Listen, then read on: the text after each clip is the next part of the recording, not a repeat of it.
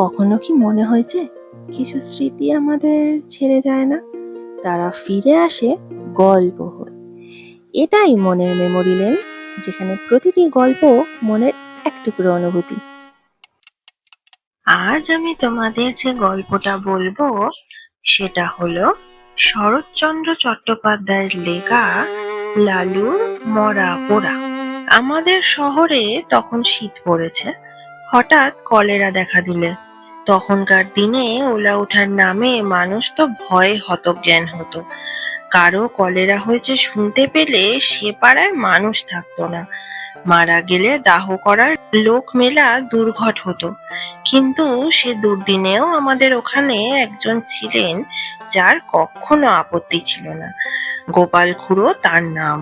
জীবনের ব্রত ছিল মরা পোড়ানো। কারো অসুখ শক্ত হয়ে উঠলে তিনি ডাক্তারের কাছে প্রত্যহ সংবাদ নিতেন।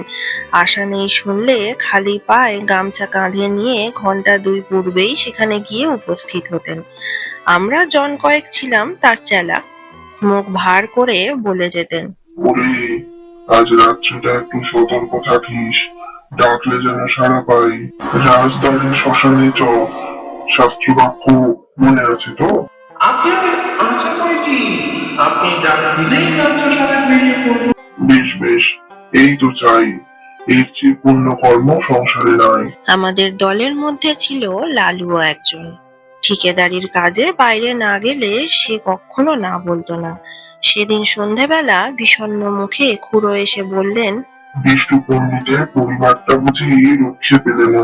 সবাই চমকে উঠলাম।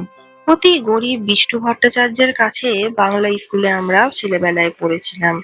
নিজে সে চিররুগ্ন এবং চিরদিন স্ত্রীর প্রতি একান্ত নির্ভরশীল। জগতে আপনার বলতে কেউ নেই। তার মতো নিরীহ অসহায় মানুষ সংসারে আমি দেখিনি। রাত্রি আন্দাজ 8টা। দড়ির খাটে বিছানা সমেত পণ্ডিত গৃহিণীকে আমরা ঘর থেকে উঠানে নামালাম। পণ্ডিত মশাই ফ্যাল ফ্যাল করে চেয়ে রইলেন।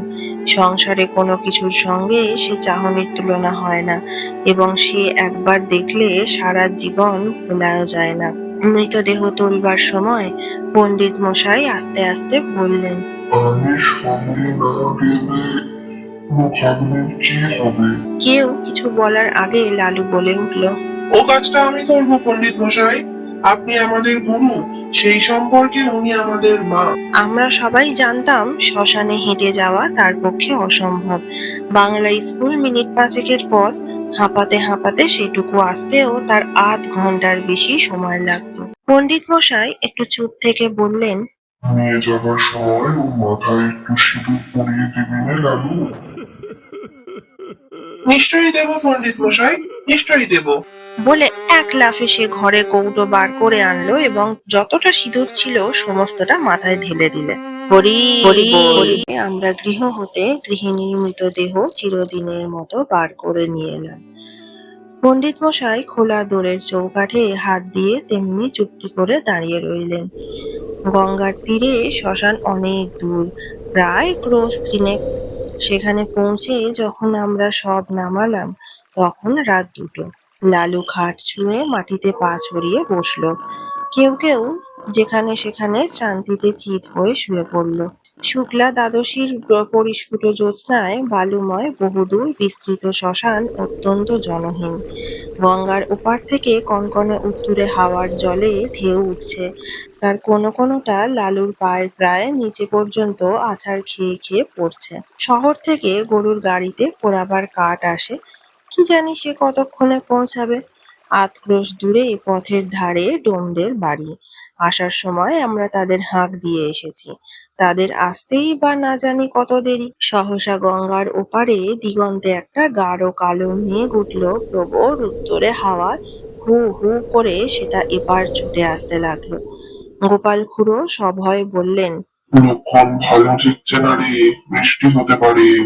এই শীতে জলে ভিজলে আর রক্ষে থাকবে না। কাছে আশ্রয় কোথাও নেই, একটা বড় গাছ পর্যন্ত না। কতটা দূরে ঠাকুর বাড়ির আমবাগানে মালীদের ঘর আছে বটে, কিন্তু অতখানি ছোটা তো সহজ নয়। দেখতে দেখতে আকাশ গেল ছেয়ে, চাঁদের আলো ডুবলো অন্ধকারে। ওপার হতে বৃষ্টিধারার শোঁ শোঁ শব্দ এলো কানে। ক্রমশ সেটা নিকটতর হয়ে উঠল। আগাম ২-১০ ফোঁটা সকলেরই গায়ে এসে পড়ল তীরের মতো। কি করি কি করি ভাবতে ভাবতেই মুষলধারায় বৃষ্টি নেমে এলো। মরা রইল পড়ে। প্রাণ বাঁচাতে কে যে কোথায় ছুট দিলে তার ঠিক ঠিকানা নেই। জল থামলে ঘন্টাখানেক পরে একে একে সবাই ফিরে এলাম। মেঘ গেছে কেটে, চাঁদের আলো ফুটেছে দিনের মতো।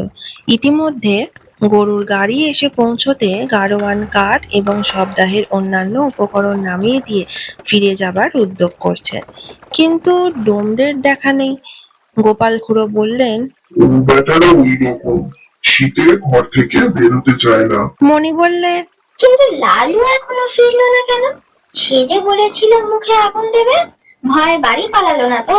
খুড়ো লালুর উদ্দেশ্যে রাগ করে বললেন, ওটা ওই রকম, যদি এতই ভয় মরা ছুঁয়ে বসতে গেলি কেন? আমি হলে বজ্রাঘাত হলেও মরা ছেড়ে যেতাম না। ছেড়ে গেলে কি হয় খুড়ো? কি হয়? কত কি, শ্মশান ভূমি কিনা। শ্মশানে একলা বসে থাকতে আপনার ভয় করতো না? ভয় আমার? অন্তত ১০০০টা মরা পুড়িয়েছি জানি। এরপরে মণি আর কথা কইতে পারলে না, কারণ সত্যি খুড়োর গর্ব করা সাজে। শ্মশানে গোটা ২ কোদাল পড়েছিল। খুড়ো আর একটা তুলে নিয়ে বললেন, আমি চুলোটা কেটে ফেলি, তোরা হাতাহাতি করে কাঠগুলো নিচে নামিয়ে ফেল। খুড়ো চুলি কাটছেন, আমরা কাঠ নামিয়ে আনছি। নরু বললে, আচ্ছা, মরাটা ফুলে যেন দুগুণ হয়েছে না? খুড়ো কোনো দিকে না তাকিয়েই জবাব দিলেন, ফুলবে না, লেপ কাঁথা সব জলে ভিজেছে যে। কিন্তু তুলো জলে ভিজলে তো চুপসে ছোট হয়ে যাবে খুড়ো, শুলবে না তো? খুড়ো রাগ করে উঠলেন। ওর ভারী বুদ্ধি, যা করছিস কর। কাঠ বহা প্রায় শেষ হয়ে এলো।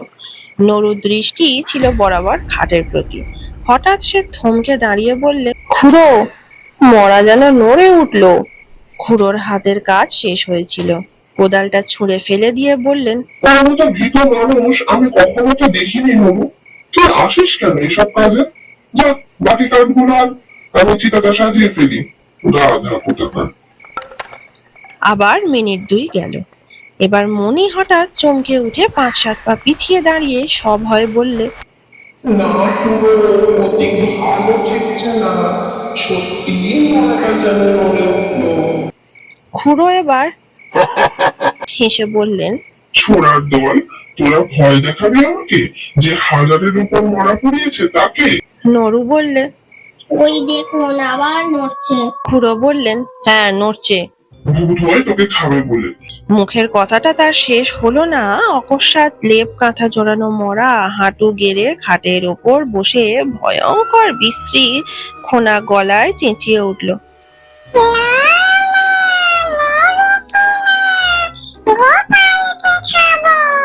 ওরে বাবা রে! আমরা সবাই মারলাম ঊর্ধ্বশ্বাসে দৌড়। গোপাল খুড়োর সম্মুখে ছিল কাঠের স্তূপ। তিনি উপরের দিকে আমাদের পিছনে ছুটতে না পেরে ঝাঁপিয়ে গিয়ে পড়লেন গঙ্গার জলে।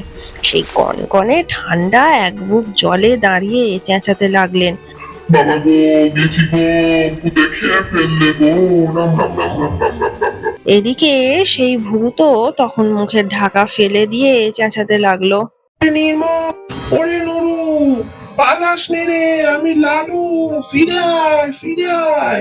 লালুর কণ্ঠস্বর আমাদের কানে পৌঁছলো। নিজেদের নির্বুদ্ধিতায় অত্যন্ত লজ্জা পেয়ে সবাই ফিরে এলাম। গোপাল খুড়ো শীতে কাঁপতে কাঁপতে ডাঙায় উঠলেন। লালু তার পায়ের ধুলো নিয়ে অলজ্জে বললেন, সবাই জলের ভয় পালালো, কিন্তু আমি মরা ছেড়ে যেতে পারলাম না, তাই লেপের মধ্যে গিয়ে ঢুকে পড়েছিলাম। খুড়ো বললেন, বেশ করেছিলে বাবা, খাসা বুদ্ধি করেছিলে। এখন যাও, ভালো করে গঙ্গা মাটি মেখে চান করো গে। এমন শয়তান ছেলে আমি আমার জন্মে আর দেখি। তিনি কিন্তু মনে মনে তাকে ক্ষমা করলেন। বুঝলেন এত বড় ভয় শূন্যতা তার পক্ষেও অসম্ভব। এই রাতে একাকী শ্মশানে কলেরার মরা, কলেরার বিছানা, এই সব যে গ্রাহ্যই করলে না।